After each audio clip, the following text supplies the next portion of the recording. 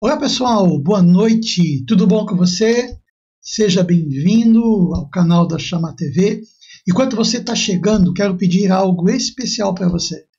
Se você ainda não está inscrito no canal, se inscreva agora, se inscreva, está ali no inscreva-se, coloca lá, dê um ok ali no se inscreva e também dê um ok ali no sininho da notificação, para que cada vez que nós estivermos ao vivo, você possa ser notificado e assim possa ser edificado. Qual o propósito dessas lives? O propósito das lives nós temos é edificar a sua vida, edificar a sua fé, para que juntos possamos chegar à maturidade em Cristo Jesus e cumprirmos o propósito de Deus nesse tempo. Ok? Eu quero pedir algo mais para você. Boa noite, você que está entrando, boa noite, sinta-se à vontade, vão chegando. Compartilhe agora, sabe? Pega o link desse vídeo e compartilhe com seus familiares, compartilhe com seus amigos, compartilhe com alguém que você está evangelizando, alguém que tem dúvida com relação a esse assunto, o fim dos tempos, é um assunto hoje que está tão em voga. Então, vamos lá, certo? E eu quero pedir outra coisa, pegue a sua Bíblia, certo? Eu não vou usar hoje o recurso de eu postar o texto, eu quero que você pegue a sua Bíblia, minha Bíblia está aqui, está aberta, e eu quero com você, nós vamos estudar a palavra de Deus de uma forma simples, eu não quero entrar com muitos detalhes teológicos, eu quero ser simples para que você possa entender o básico. E eu quero que você abra a sua Bíblia em Hebreus, a Epístola de Hebreus, capítulo 6, versículo 1 e 2. Aqui nesse texto, o escritor coloca aquilo que é fundamental. E nós estamos trabalhando uma série acerca de fim dos tempos. E olha só que coisa muito interessante nesse texto. Assim, deixando os aspectos elementares do ensino de Cristo, ou seja, está falando aquilo que é fundamento, prossigamos para o aperfeiçoamento, para a maturidade, não lançando de novo o arrependimento de obras mortas, fé em Deus, o ensino sobre batismos, imposição de mãos, ressurreição de mortos e juízo eterno. De 6 fundamentos elementares da doutrina de Cristo para nós chegarmos à maturidade, dois deles são acerca do fim dos tempos. É muito interessante isso. 1/3 daquilo que é elementar fala acerca desse tempo, desse assunto, doutrina de fim dos tempos. E como já temos conversado nas últimas lives, se você ainda não viu esses vídeos, eu tenho um playlist ali da série Fim dos Tempos, certo? Assista toda a série, esse é o nosso 5º e último vídeo dessa série por enquanto, ok? Boa noite, você que está chegando agora, boa noite, sinta-se à vontade. Então vamos lá, vamos se localizar, nós estamos falando acerca de fim dos tempos.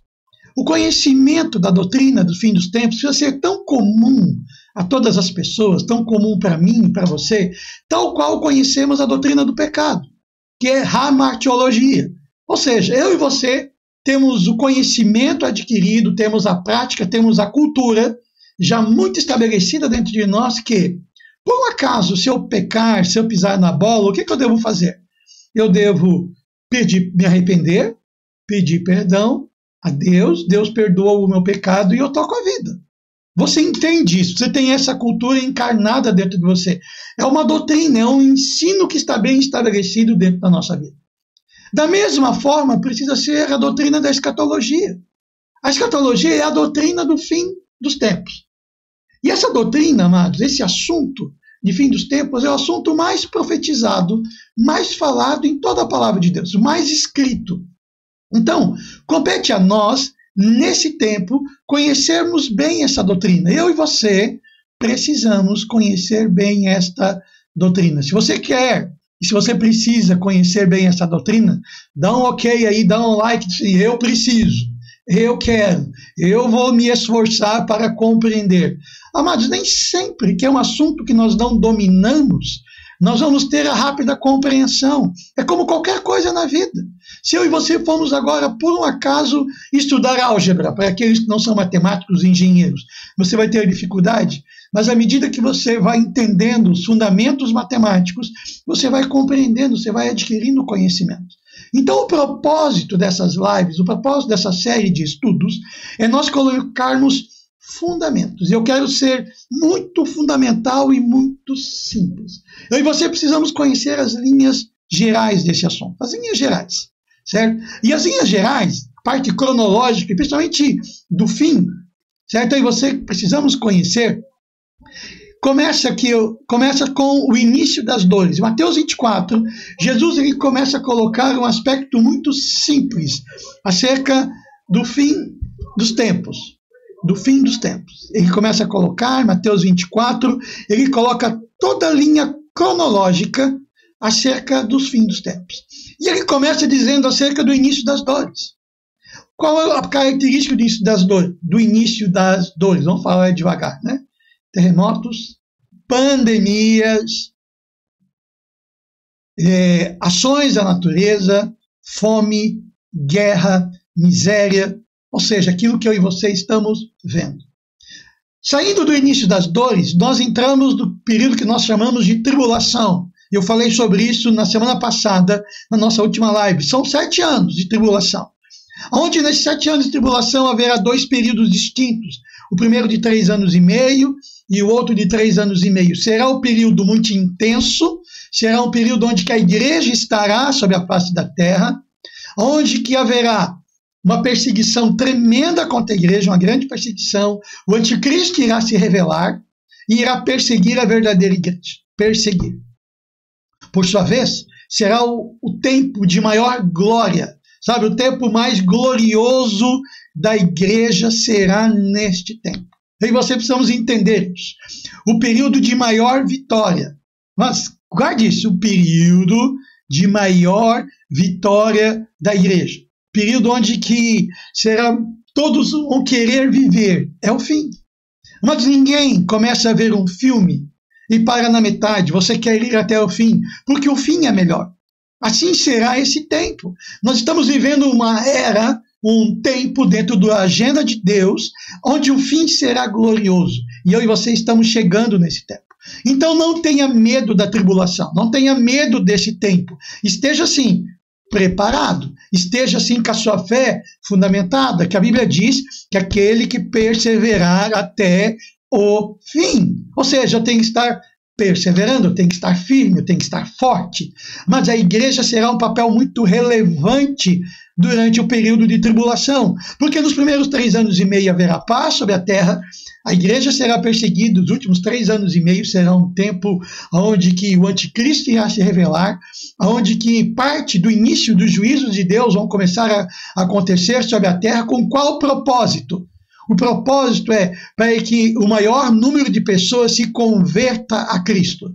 Mas o período de grande tribulação é o período onde Deus ele vai apertar o mundo, dizendo: ei, eu sou Deus, voltem-se a mim. Este mundo jaz no maligno. Você precisa se voltar a mim. Mas será um tempo onde Deus vai colocar: eu sou Deus. O que você está ali, está vendo nesse mundo, nada tem a ver comigo. Deus quer que as pessoas sejam salvas, mas todas as pessoas podem escolher. Deus jamais vai violar o direito de escolhas, porque teremos pessoas neste tempo, já existe hoje, que amam a Deus, e tem pessoas que não amam Deus, que odeiam a Deus, que não querem saber de Deus. Mas é isso que nós veremos de uma forma muito mais intensa no período de tribulação. Mas eu falei sobre isso na última semana. Agora vamos falar que a Bíblia chama de dia do Senhor, o grande dia do Senhor. Mas o dia do Senhor, ele não é apenas um dia ou é apenas um evento. Como todos os outros, é uma série de eventos. Aproximadamente, nesse grande dia do Senhor, se nós vamos calcular com os dias listados em Daniel, e eu não vou entrar nesses detalhes, são aproximadamente 45 dias. E esse grande dia do Senhor tem alguns eventos. O primeiro deles é o arrebatamento da igreja. Jesus vem e busca a sua noiva. Sabe, no cume da tribulação, no cume, sabe, a coisa estará pegando, Deus vem e busca a sua noiva. A noiva vai subir aos céus. Como diz o apóstolo Paulo, nós que estaremos vivos, teremos nosso corpo glorificado no soar da última trombeta, da 7ª trombeta do livro do Apocalipse. Nós vamos ao encontro do Senhor nos ares. Ok, a igreja será arrebatada. Aí teremos a primeira ressurreição, juntamente no mesmo evento, a primeira ressurreição. Qual é a primeira ressurreição? É a ressurreição dos justos. Aqueles que morreram em Cristo. Aqueles que morreram em Cristo serão ressuscitados, ou seja, eles terão um novo corpo. Eles serão ressuscitados, receberão um novo corpo, um corpo glorificado. E aqui é um ponto interessante, podemos falar muito sobre isso, mas como eu falei, eu não quero entrar em muitos detalhes. Mas é interessante nós entendermos isso. Nós que seremos arrebatados, nós teremos esse corpo limitado, carne e osso, muita carne de pescoço. Nós teremos, nosso corpo será transformado, semelhante ao corpo de Jesus glorificado. O corpo de Jesus glorificado, que nós vemos registros nos evangelhos, e no início do livro de Atos, será o mesmo corpo que eu e você iremos receber. Sabe, algo extraordinário, eu vou ter cabelo de novo, aleluia! Certo? Então teremos corpos sadios, que não estaremos limitados ao espaço, não teremos limitada a física, mas algo extraordinário, extraordinário, um corpo glorificado. Então os mortos irão ressuscitar, e os que estão vivos em Cristo serão transformados. Iremos receber um novo corpo, revestidos de imortalidade, como diz o apóstolo Paulo. E aí, aonde iremos acontecer? Iremos ir para as bodas do Cordeiro. Ok, esse é um evento. Paralelo a isso, a Bíblia nos diz que haverá as 7 taças da ira de Deus. 7 taças de ira de Deus.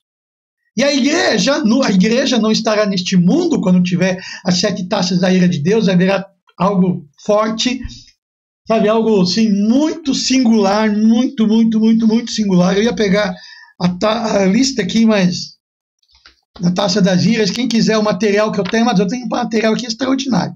Se você quiser, depois só me peça, que é algo assim muito interessante. As taças, úlcera, pragas malignas. O mar tornará em sangue, a água fresca se tornará em sangue, o sol queimando as pessoas como fogo, trevas intensas, ajuntamento demoníaco, uma coisa assim violenta. As 7 taças da ira de Deus. E nós, os santos, estaremos celebrando as bodas do Cordeiro. E aí também, o que irá acontecer? Irá acontecer também a recompensa dos justos. Os justos, ou seja, lembra que eu falei na semana passada que todos iremos prestar contas diante de Deus? Todos iremos prestar contas. E nós, os que subirmos com Cristo Jesus, que participarmos da primeira ressurreição, nós iremos, como diz 1 Coríntios capítulo 3, nós seremos julgados de acordo com as nossas obras, ou seja, iremos receber o nosso galardão. Olha só o que diz 1 Coríntios capítulo 3, vamos lá comigo, 1 Coríntios 3, versículo 11. Porque ninguém pode lançar outro alicerce, além do que já está posto, qual é Cristo Jesus. E se alguém construiu sobre esse alicerce ouro, prata, pedra preciosa, madeira, feno ou palha, a obra de cada um será manifestada. Pois aquele dia se demonstrará. Qual dia? Esse dia, o dia do Senhor. Porque será revelado pelo fogo, e o fogo testará a obra de cada um. Se a obra de alguém construir permanecer, esse receberá recompensa. Se a obra de alguém se queimar, esse sofrerá prejuízo, mas será salvo. Como alguém que passa pelo fogo. Ok, olha lá, preste atenção. Eu e você estamos construindo obras enquanto estivermos aqui. Obras, estamos produzindo. Tudo aquilo que eu construir, que eu fazer da minha vida a partir de Deus, e daquilo que Deus quer para mim, eu terei recompensas eternas.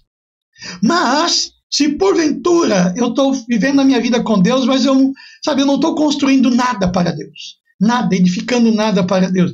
E deixa eu colocar aqui um parêntese, eu não estou falando de serviço eclesiástico. Eu estou falando de fazer aquilo cuja qual eu e você fomos chamados para fazer. Aquilo que Deus quer que você faça, de buscar a Deus e saber Deus. Eu estou fazendo aquilo que o Senhor quer que eu faça. Então, nesse período, sabe, da igreja arrebatada, bodas do Cordeiro, teremos o período onde nossas obras serão testadas e todos os santos salvos receberão recompensa, algum tipo de galardão. Ok. Depois desse tempo, e nós estamos falando desse grande dia do Senhor, Jesus virá como Rei dos Reis e Senhor dos Senhores, com todos os seus santos, ou seja, eu e você, como igreja, e se manifestará para toda a terra. Amados, todos irão se submeter a Jesus, por bem ou por mal. Jesus vem como Rei absoluto, Rei dos Reis e Senhor dos Senhores. E aí o que acontece? Ele vem e estabelece o seu reino milenário. E eu quero entrar no milênio. Como acontece isso? A Bíblia nos diz, e ali está em Apocalipse, deixa eu pegar aqui, Apocalipse capítulo 20, versículo 1 a 6. Apocalipse 20, de 1 a 6. O texto diz, eu não vou ler todos os detalhes agora, o texto diz que Jesus vem e Satanás, ele é preso num abismo por 1000 anos. Ele é preso por 1000 anos. O tentador, ele é preso. E aí Jesus vem e nós, igreja, com o corpo glorificado, semelhante ao corpo de Jesus, governaremos literalmente sobre a terra. Literalmente iremos governar sobre a terra. Se cumpre a passagem de Isaías, capítulo de número 2, onde que de Sião virá a justiça sobre a terra. Nós iremos governar de forma literal. Amados, todos terão que se submeter ao governo de Cristo. Será um governo literal de Cristo sobre a face da terra. E nós, como igreja, iremos governar. Por exemplo, vou dar um exemplo. Digamos que está ali o Anderson, está me assistindo. Está ali a Larissa, está me assistindo. Certo? Você que está me assistindo, digamos que você vai ser estabelecido, você vai ser o representante de Cristo no bairro Aventureiro, na cidade de Joinville. Você irá governar, você vai ensinar as pessoas que sobreviverem ao período de tribulação, ao período da época da ira de Deus sobre a face da terra. Você irá ensinar as pessoas os mandamentos de Deus, a como se vive em justiça. Amados, será 1000 anos, onde que a justiça de Deus será revelada sobre os homens. Satanás estará preso e os homens irão aprender a como se vive a justiça de Deus. A Bíblia nos diz que a longevidade das pessoas será maior, certo? Haverá paz sobre a face da terra. Jesus irá governar com justiça por 1000 anos. Terminou esses 1000 anos. A Bíblia nos diz mais uma vez que Satanás é solto. E aí é muito interessante o paralelo que nós podemos ver com o Jardim do Éden novamente. Mas nós temos que entender isso. Deus criou o homem sempre com a possibilidade de livre arbítrio. Desde o Éden, Deus disse, olha, me sigam. Você pode comer a árvore do conhecimento do bem e do mal, ou você pode escolher da árvore da vida. Não havia uma cerca. Não havia não havia arame farpado. Fui dizendo para o homem, não vá. Amados, Deus, ele sempre possibilita ao homem a escolha de querer ou não servir a Deus. Amados, a escolha é sempre sua. Então, no final desses 1000 anos, Satanás é solto. E a Bíblia nos diz que ele vai tentar governar, ele vai tentar convencer as nações, que haverá nações, haverá nacionalidades, a se levantarem contra o governo do Cordeiro, a se levantarem contra Jesus. E quando isso acontece, amados, e muitos, a Bíblia diz que muitos, leia isso lá em Apocalipse, capítulo 20, muitos irão seguir Satanás para derrotar o Cordeiro, que não irão se submeter ao governo de Cristo. Não querem mais se submeter ao governo de Cristo. E ali acontece algo sumário. Satanás, de forma sumária, ele é lançado no castigo eterno, no lago de fogo. E aí acontece o juízo final. Juízo final. O que é o juízo final? Apocalipse capítulo 20, versículo 11. Onde que algumas pessoas chamam do grande trono branco. O grande trono branco. Pense da seguinte forma, estou usando cronologicamente. Satanás, lançado já no lago de fogo, e agora, Apocalipse 20, versículo 11. Vi também um grande trono branco, e o que estava sentado sobre ele. A terra e o céu fugiram da sua presença, e não foi achado lugar para eles. Vi os mortos, grandes e pequenos, em pé diante do trono, e abriram-se os livros. Que mortos são esses? Aqueles que não participaram da primeira ressurreição. Aqueles que participam da segunda ressurreição irão ressuscitar para a morte eterna, para o castigo eterno, separados eternamente de Deus. Vi os mortos, grandes e pequenos, em pé diante do trono, e abriram-se alguns livros. Então abriu-se outro livro, o livro da vida, e os mortos foram julgados pelas coisas que estavam escritas nos livros, segundo as suas obras. O mar entregou os mortos que nele havia, e a morte e o além entregaram também os mortos que nele haviam, e eles foram julgados, cada um segundo as suas obras. A morte e o inferno foram jogados no lago de fogo. Esta é a segunda morte, o lago de fogo. Agora só, versículo 15. E todo aquele que não se achou inscrito no livro da vida foi jogado no lago de fogo.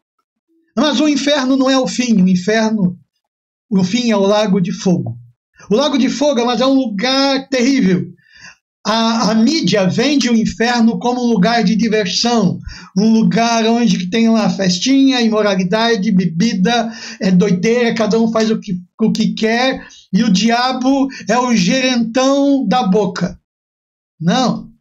O lago de fogo é um lugar de tormento eterno, onde a pessoa mais atormentada, o ser mais atormentado, será o diabo e seus demônios. E também, tal qual os santos receberão recompensa pelas suas obras de acordo com Deus, os ímpios também serão castigados gradativamente de acordo com as suas obras. Ou você acha que Hitler irá sofrer tal qual uma pessoa que não cometeu as atrocidades, mas também não seguiu a Jesus? Mas nós temos que entender que todo aquele, guarde isso, todo aquele que não se encontrar escrito no livro da vida, neste dia, irá passar a eternidade no lago de fogo, junto com Satanás e seus demônios. Por quê? Não por causa dos seus pecados, mas porque recusaram a Cristo. O maior pecado que alguém pode cometer é recusar a Cristo. Todas as outras coisas são consequência. Então eu e você precisamos entender isso.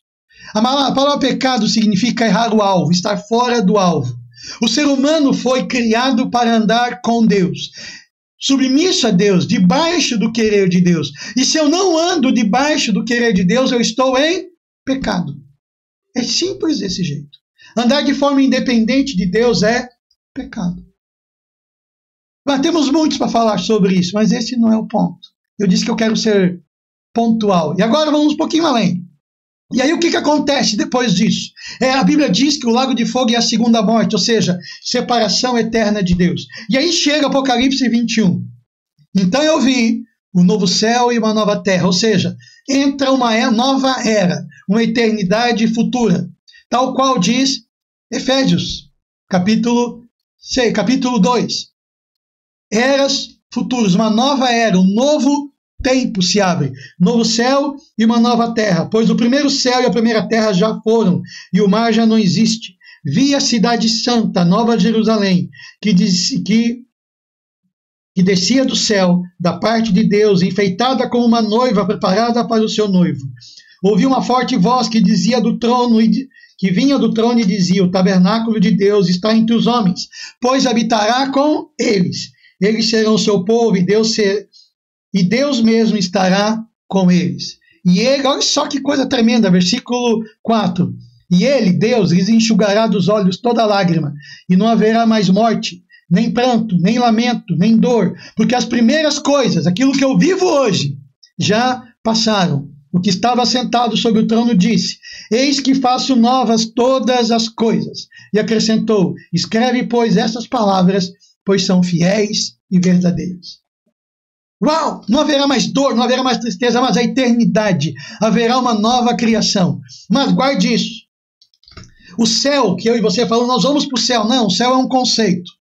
O céu é um conceito. Aonde eu e você passaremos a eternidade? Na terra. Numa terra reformulada, uma nova criação, semelhante a Gênesis capítulo 1 e 2, uma nova criação, aonde que Deus estará governando de uma forma poderosa, de uma forma gloriosa, aonde nós, como filhos de Deus, iremos ser, com Cristo, filhos por toda a eternidade. Amado, guarde isso. Nós, igreja, filhos de Deus, iremos ser a joia da criação de Deus por todas as eras. Haverá outras criações, haverá outros mundos, não sabemos como vai ser, mas o que sabemos é que nós iremos viver a eternidade com Deus. E aí eu pergunto, você está preparado? Somente aqueles que aceitaram a Jesus como Senhor e Salvador das suas vidas, que perseverarem até o fim, forem fiéis a Jesus até o fim, estes irão entrar na vida eterna. É assim. Olha só o que diz Apocalipse 22, versículo 12. Venho em breve e trago a recompensa, com a qual retribuirei a cada um segundo a sua obra. Eu sou o Alfa e o Ômega, o primeiro e o último, o princípio e o fim. Bem-aventurados os que lavam suas roupas para que tenham direitos à árvore da vida e possam entrar na cidade pelas portas. Qual cidade? A cidade santa, Nova Jerusalém, que lava suas vestes. Que vestes? A minha vida eu lavo no sangue do Cordeiro. Eu sou uma vida, eu sou lavado, comprado por Jesus. Eu pertenço a Jesus, o pecado não me domina, eu sou de Jesus. Ficarão de fora os cães. Os cães falam daqueles que são ímpios, aqueles que não se relacionam com Deus. Os feiticeiros, os adúlteros, os homicidas, os idólatras e todo o que ama e pratica a mentira. E agora eu pergunto para você, e eu quero fazer as considerações finais. Aonde você quer passar a sua eternidade? Mas o fim será o momento mais extraordinário da história da igreja, o melhor momento. O melhor momento da igreja será o fim. Nada do que já aconteceu em toda a Escritura, nada do que aconteceu em toda a Escritura, de milagres, de ações extraordinárias de Deus, em Moisés, em Davi, nos profetas, nada, nem na época de Jesus, nada irá se comparar com os dias do fim. Tamanha quantidade, tamanha profusão, tamanhos milagres, sinais, prodígios, maravilhas, derramar do Espírito Santo que será nos últimos dias. Será algo extraordinário. E eu e você precisamos aprender. E aí eu quero fechar. Mas aí precisamos aprender. Você precisa aprender. Aí, você que está me assistindo agora, você está me assistindo. Você precisa aprender a olhar o fim dos tempos como algo bom, como algo maravilhoso. Se você olha o fim dos tempos com medo, é que você ainda não entendeu quem é Jesus, que você ainda não entendeu o propósito de Deus para a sua vida. O propósito final de Deus para essa tua vida não é nessa terra, é na eternidade. Deus salvou você para passar a eternidade com Ele, não apenas alguns anos nessa terra, vivendo bem. Você entendeu isso? Então, se você está olhando o fim dos tempos como algo ruim, você ainda não compreendeu a mensagem do Evangelho. Você só compreendeu parte da mensagem do Evangelho, não toda a mensagem do Evangelho. Amados, fazer do juízo final, eu e você precisamos fazer do juízo final parte central da nossa prática de evangelizar aqueles que ainda não estão preparados para o dia do Senhor. Pergunto, os teus familiares estão preparados para o dia do Senhor? Então, a minha e o seu discurso, o meu e o seu discurso, precisa ser, uau, e aí, onde você quer passar a eternidade? Você está preparado?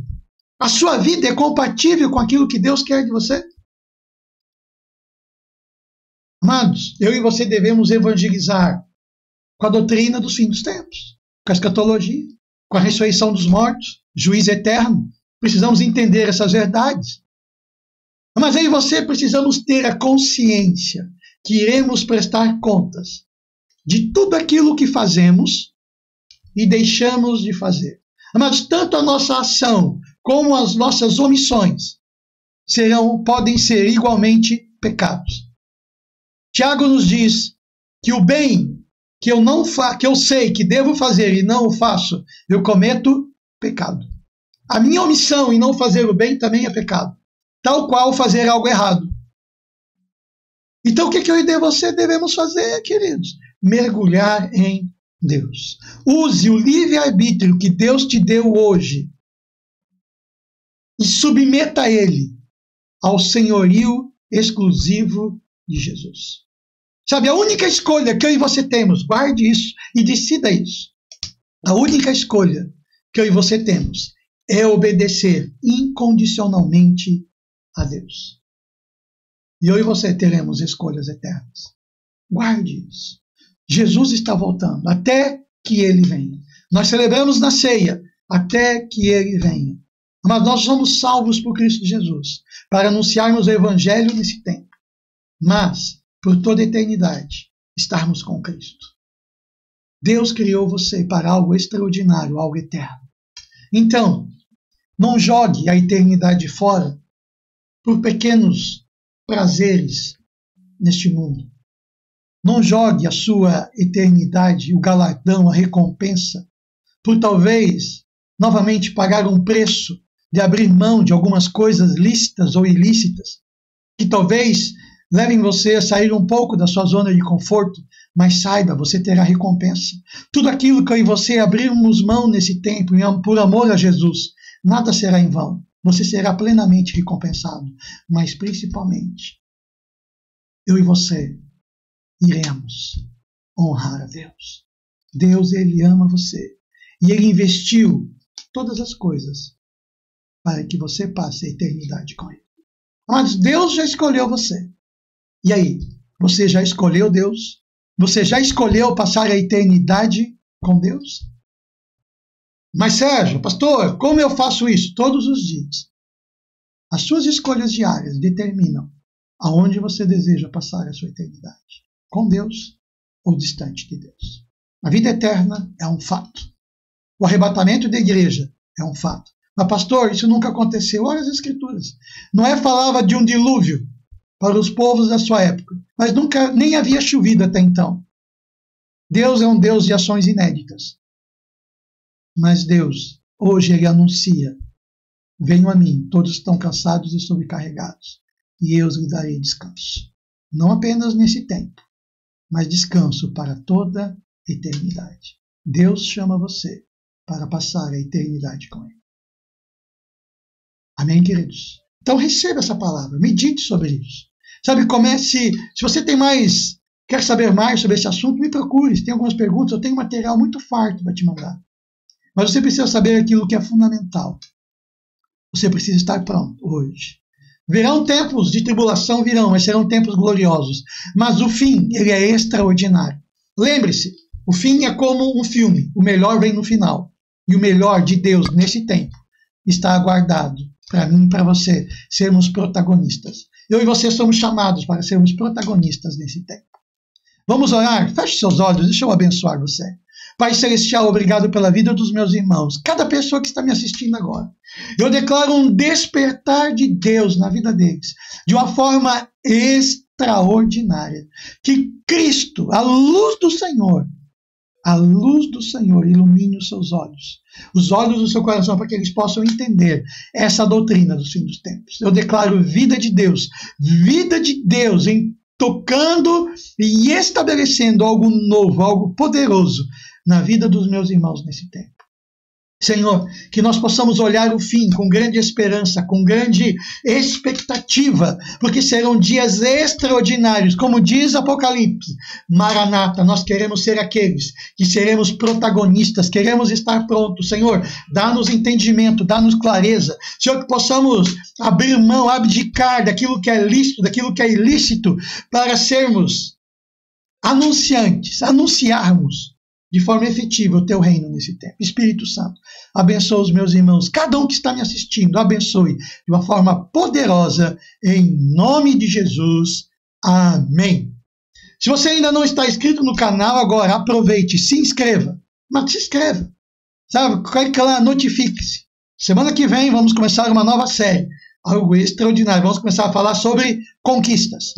Deus abençoe a sua vida, permaneça abençoado.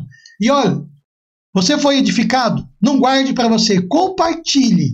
Compartilhe o link dessa live com seus familiares, seus amigos e seus irmãos, que com certeza o Senhor irá transformar e manifestar a sua glória. Permaneça abençoado.